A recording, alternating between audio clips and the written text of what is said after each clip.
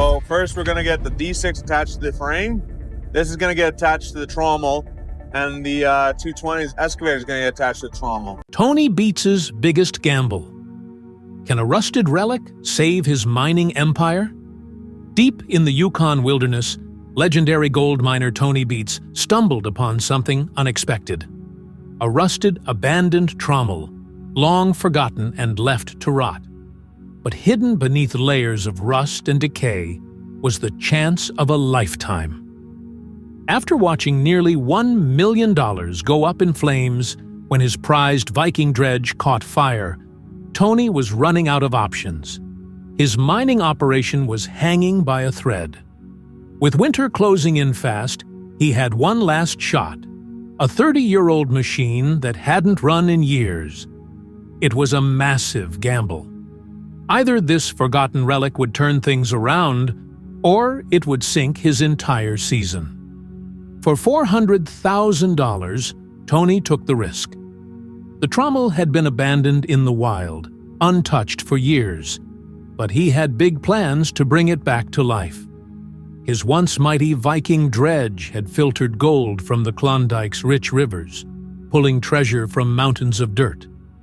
But when disaster struck and the dredge burst into flames, it left a gaping hole in his operation, one that wouldn't be easy to fix. Now, the pressure is on. Can Tony and his team resurrect this rusted beast and strike it rich? Or will this final bet be the one that costs him everything? Tony Beets' fight for survival. A rusted relic or a lost cause? After disaster struck, Tony had no choice but to put his prized Viking dredge aside. He turned to an older machine, Dredge Number 1, hoping it would keep his operation afloat. But it wasn't much better. It broke down constantly, guzzled money on endless repairs, and still wasn't producing enough gold. Then things went from bad to worse. One of his dredges sank, not once, but twice. In just a few weeks, Tony watched another crucial piece of his operation slip beneath the water. Literally. What was once a legendary gold catcher in the 1930s, pulling in over 1 million ounces of gold, was now nothing more than a rusted, sinking problem. Tony was desperate for a solution, and he found it in the most unexpected place, a forgotten mobile trommel, rusting away in the Yukon wilderness. It was a beast of a machine, 35 tons of steel and untapped potential. Built by a lone miner 30 years ago, it had only been used for a single season before being abandoned. Could this neglected relic be the answer to Tony's troubles? Or was he about to make the biggest mistake of his career? With gold prices soaring and his dredges falling apart, Tony Beets saw one last hope: a rusted, abandoned trommel deep in the Yukon. It wasn't just any machine. Unlike his stationary dredges, this 35-ton beast was mobile, able to move from site to site, making it a game-changer. But buying it for $400,000 was the easy part. The real battle? Getting it out of the wild and back to camp. The trommel was buried deep in Moose Creek, over 100 miles away, with only rough mountain roads leading out. Tony's youngest son, Mike, led the mission, but it quickly turned into a nightmare. The first major obstacle? Crossing the river. The massive machine had to be ferried across, but Mike feared their 80-foot-long truck was simply too big. If the ferry couldn't handle it, they'd be forced to take a 200-mile detour to the nearest bridge. And that wasn't the only problem. The trommel was far too heavy to move in one piece, so the crew had to tear it apart, removing the conveyor, the sluice box, and finally the 20-ton drum. Every day brought new struggles, equipment failures, near disasters, and exhaustion. At one point, the trommel nearly tipped over, almost crushing a crew member. The pressure was intense, and one wrong move could mean disaster. But against all odds, they pulled it off. The trommel was finally out of the wilderness. Now, The real question was, could they bring it back to life? With the Trommel finally freed from the wilderness, Tony Beets and his crew loaded it onto a military-grade transporter and began the long, treacherous journey back to camp. But it was far from an easy ride. Rough roads, thick mud, and unpredictable weather turned every mile into a nerve-wracking challenge. More than once, the massive truck tilted dangerously, its wheels lifting off the ground. It was only through sheer skill and a little luck that they kept it from tipping over completely. Back at camp, Tony gathered his crew, taking a moment to thank them for their grit and determination. They had just pulled off something incredible, and while they hadn't found any gold in those 3 grueling days, Tony knew the real treasure was still ahead. This Trommel was more than just another machine. It was his last hope to save his mining operation. Unlike his aging dredges, this Trommel was a game-changer. Mobile, efficient, and built for the job, it could process huge amounts of material faster than anything else in his arsenal. If he could get it running, it meant more gold in less time, and finally putting an end to the setbacks that had haunted him since the Viking dredge went up in flames. But in gold mining, nothing comes easy. Tony wasn't just chasing gold, he was fighting for long-term survival. This wasn't about a quick win. It was about building a mining operation that could stand the test of time. By putting everything he had into getting this Trommel up and running, he was making a bold, strategic move, one that he hoped would pay off in a big way. Would this forgotten machine be his golden ticket, or just another expensive mistake? Only time would tell. Tony Beets is no stranger to controversy. His no-nonsense, rough-around-the-edges leadership style has made him a legend, but not always a popular one. He runs his operation with hard work and tough love, but sometimes his approach has landed him in hot water. One of the biggest scandals? A crew member poured gasoline into a dredge pond and set it on fire. A reckless act that, when aired on TV, caught the attention of authorities. What might have been intended as a joke quickly turned into a serious legal issue, earning Tony fines and adding to his already fearsome reputation. But controversy aside, Tony isn't just a tough guy. He's a smart businessman. He knows that, in gold mining, playing it safe won't get you far. You have to be willing to take risks.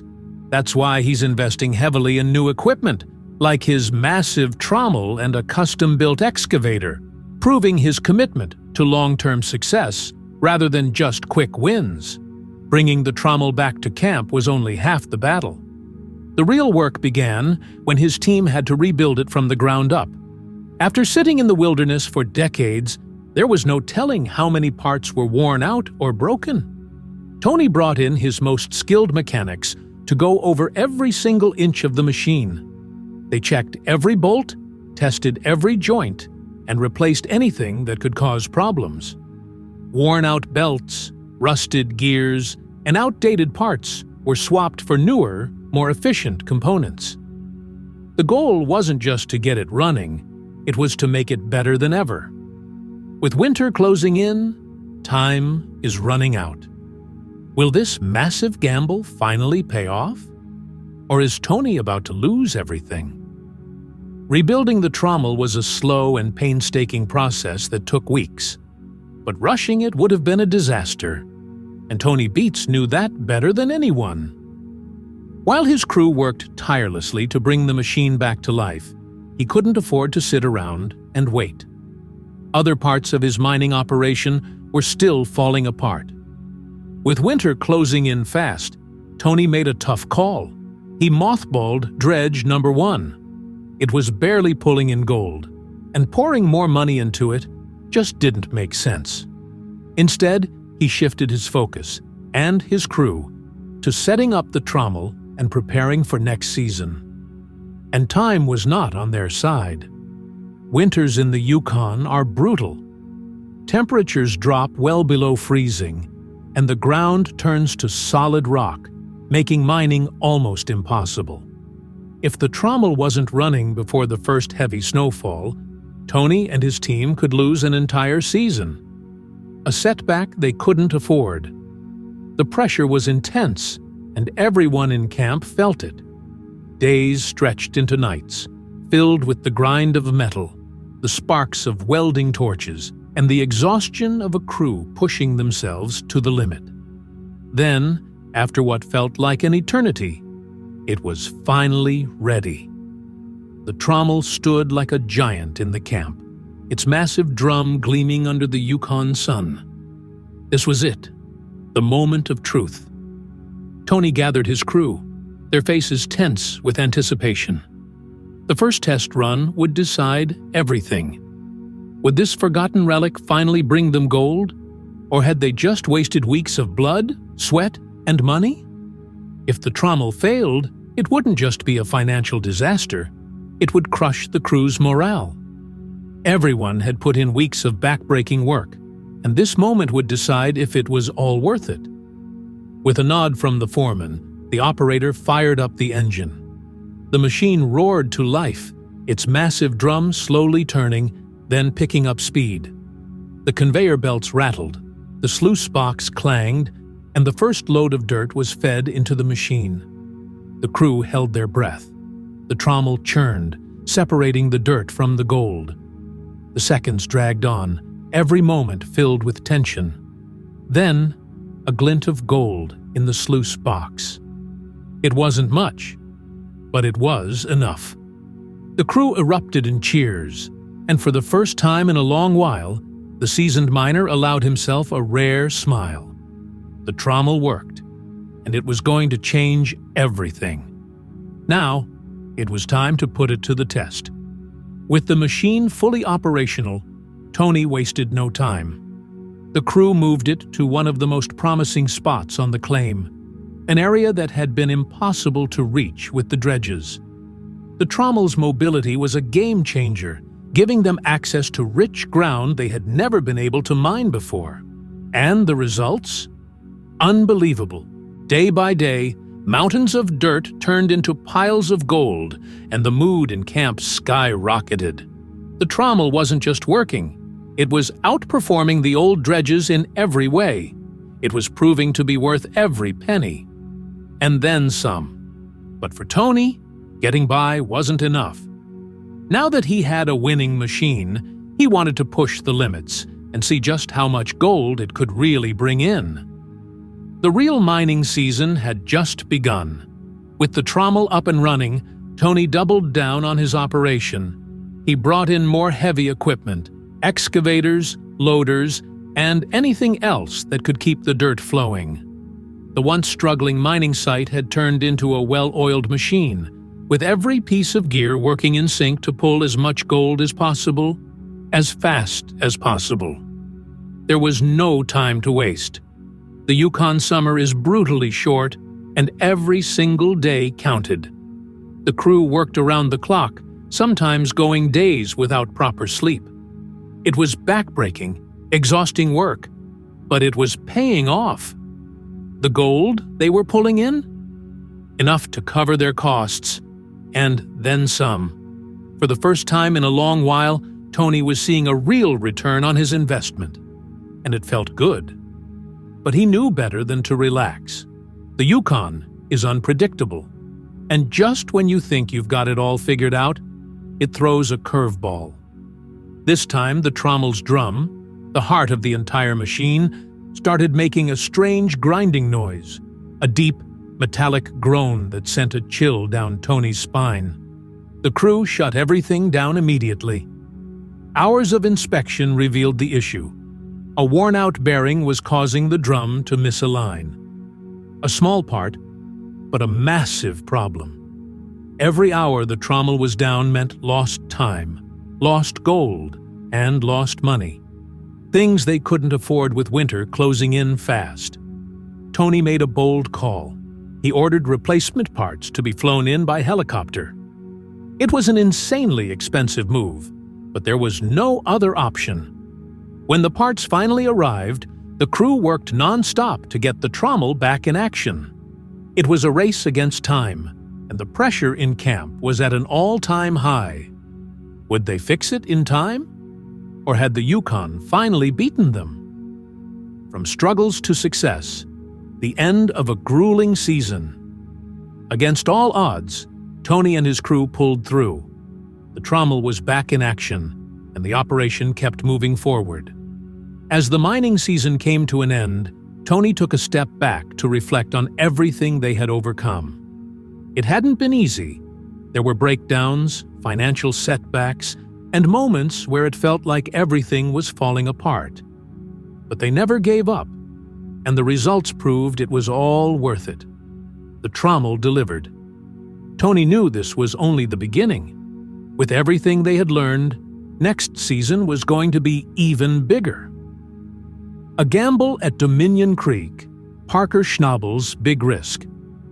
While Tony was making progress at Nugget Creek, Parker Schnabel was taking a massive gamble at Dominion Creek.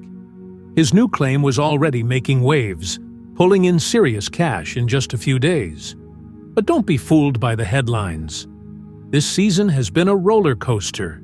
Technical failures, bad calls, and relentless pressure. Now, everything rides on this one claim delivering big. The money pit cut. Digging for more than just gold. Parker's crew is grinding away at what they call the money pit cut, a spot they believe could turn the tide in their favor. Right now, it's all about maximizing every ounce of gold before winter shuts them down. The team has been digging trenches, hauling dirt to the wash plant, and keeping the operation running. It may not be the most exciting work, but it's crucial for long-term success. This isn't just about today's gold haul. It's about building a solid foundation that won't crumble under pressure. A rocky start, millions spent, but no quick returns. Now, while things finally seem to be turning around, the season didn't start that way. To put it bluntly, it was a disaster. Parker poured millions into this new claim, hoping it would pay off quickly. The plan was simple: sell off extra materials from the site to recover some of the initial costs. Spoiler alert, it didn't go as planned. Instead of fast cash, he got headaches, setbacks, and stress levels through the roof. Now, with time running out, he needs this claim to perform, or risk one of the biggest losses of his career. When times get tough, you do whatever it takes. That's why Mitch got stuck with the grueling job of hauling dirt from the money pit ditches, dirt that might be packed with gold. It wasn't easy work, but they had to get this material to the wash plant to find out if this new land was truly worth all the excitement. For 2 straight days, the crew worked hard to get their new wash facility up and running. Everyone was on edge. They had poured their sweat into this project, and now it was time to see if it would all pay off. But just as the pressure was at its peak, literally, the pump running the wash plant lost water pressure, bringing the whole system to a dead stop. No water meant no way to clean the dirt. And no clean dirt? No gold. No gold meant no paycheck. It was a crushing setback, especially since the plant was only just starting to show promise. Mechanics Liam and Tyler jumped into action, trying to figure out what went wrong. The culprit? A tiny fracture in the intake hose, letting air in and creating an airlock that killed the water pressure. No pressure, no pumping. Liam had a quick fix in mind. Some silicone sealant. Not the prettiest solution, but they didn't have time for fancy. Every second the plant wasn't running meant more money slipping away. With the patch in place, the plant roared back to life, and now all eyes were on the dirt, waiting to see if the gamble would pay off. The mine boss had already poured $15 million into this Dominion Creek venture, and he needed a return, fast. Just running the plant wasn't enough. They needed real gold. and lots of it. The crew powered through, processing the last gold from the Unforgiven Cut and the first gold from Dominion Creek. Now, it was time to see if this risky bet would finally strike it rich. The tension was high, but the numbers were looking good. The Dominion Creek gold was coming in at a solid rate, about 1 1/3 ounces per hour. That was enough to give the crew hope that all this hard work might actually pay off. But, as always in gold mining, just when things start looking up, something goes wrong. Tyson's team was making great progress when another problem hit. This time, the water supply. It felt like every step forward came with another setback, testing their patience and determination. And on top of that, there was a major decision looming. The operation lead was considering selling the wash plant, a machine with only 1,000 hours of use, worth around $1 million. Selling it could help recover some of the money they'd already poured into the operation. But right now, the mine boss had bigger concerns, like whether Dominion Creek would truly deliver the gold they needed. Meanwhile, the Yukon miner found himself in Bolivia, checking out the Golden Eagles Cooperative, a high-risk but potentially high-reward venture. The 32 mine owners there claimed they were pulling 0.5 kilogram of gold each month, but something didn't add up. The visiting team had a gut feeling the real output was at least 4 times that amount. This wasn't just about numbers. If the gold expert could find a way into this operation, it could mean a huge payday. The Bolivian miners were working with old-school technology, using a wooden gravimetric gold table, similar to what the Yukon crew used back home. But there was one major issue. They were still using mercury to extract gold. Mercury is dangerous, not just to the touch, but even more so when it turns into toxic fumes. Burning it releases vapors that can cause serious health problems. Despite the risks, the seasoned prospector was intrigued.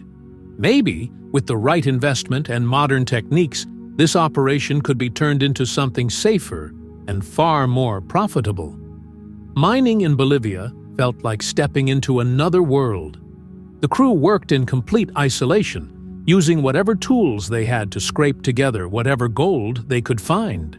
After waiting patiently, they finally processed nearly 1,000 yards of dirt. But when it came time to weigh the gold, the results were disappointing. Just 3.2 ounces. Nowhere near what they had hoped for. This was the harsh reality of small-scale mining. Low yields and barely any profit. For the seasoned Yukon miner, this setup just didn't make sense. Splitting such a tiny haul between 32 different owners? That wasn't his style. He wasn't looking for scraps. He wanted thousands of ounces, real results that made the effort worthwhile. After seeing the operation firsthand, he knew this wasn't the right fit. He needed something bigger, something that could truly pay off. And with that, it was time to move on. Back on Dominion Creek, the stakes were getting higher. The mining boss was running low on both money and time. The wash plant, nicknamed Lucy, had to be moved into place on a steep hill, a risky job that had everyone on edge. One wrong move, and the entire operation could come crashing down. With careful maneuvering, they finally got Lucy into position, and after weeks of delays, they were ready to start running dirt. For 2 days straight, the plant roared to life, churning through material. Now, it was the moment of truth. The crew held their breath as they weighed the gold. The total? 125 ounces, roughly $250,000. A decent start, but nowhere near enough to hit their ambitious targets. The pressure was on. They had to keep the gold flowing if they wanted to turn this season around. Will Parker's luck hold out, or is disaster just around the corner? Let us know your thoughts below. And don't